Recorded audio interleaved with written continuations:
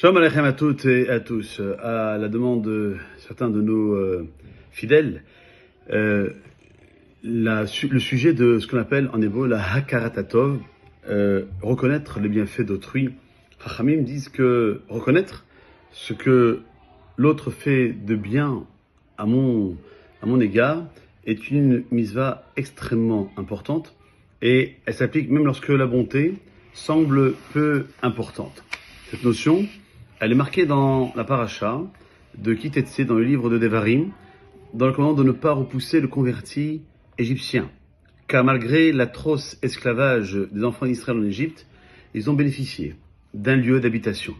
Et cela, contrairement aux Ammonites et Moabites, qui ne sont pas venus à la rencontre de Béni Israël à leur sortie d'Égypte pour leur donner à manger et à boire, faisant totalement abstraction des bienfaits qu'Abraham Avinu avait prodigués à leur ancêtre Lot, lorsqu'il s'est mis en danger pour le sauver de sa captivité à Sédom.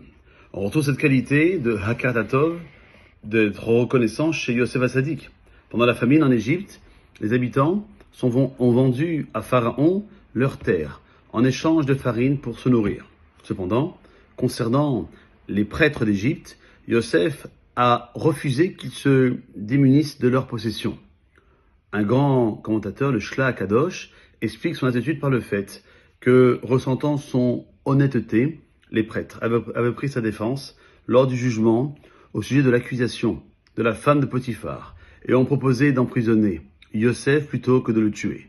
Ainsi, Yosef est resté reconnaissant et a su le leur rendre dès que l'occasion s'est présentée.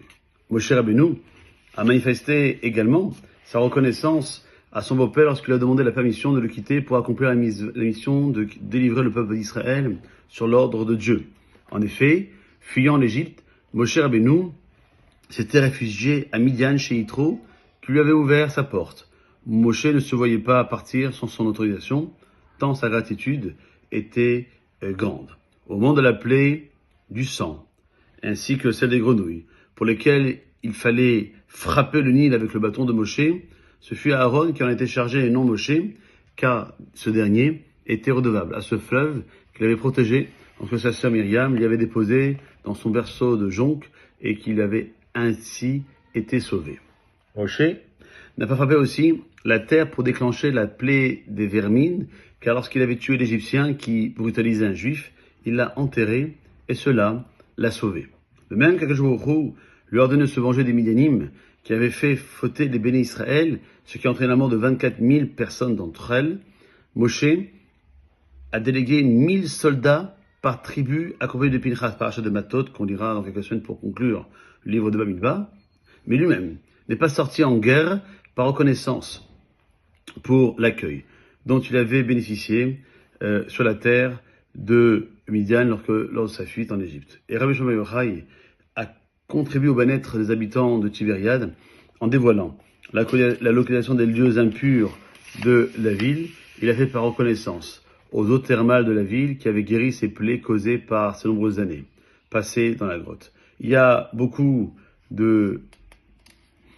d'exemples dans la Torah, aussi écrite que Torah orale, mais en tout cas, comprendre que la définition propre du juif, elle se retrouve dans cette notion de toujours dire merci et être reconnaissant au bien, quel qu'il soit, qui nous a été donné, et en espérant que nous aussi, on aura toujours la possibilité de donner un bien, quel qu'il soit, à celui qui en a besoin sans attendre quoi que ce soit et sans faire le moindre calcul.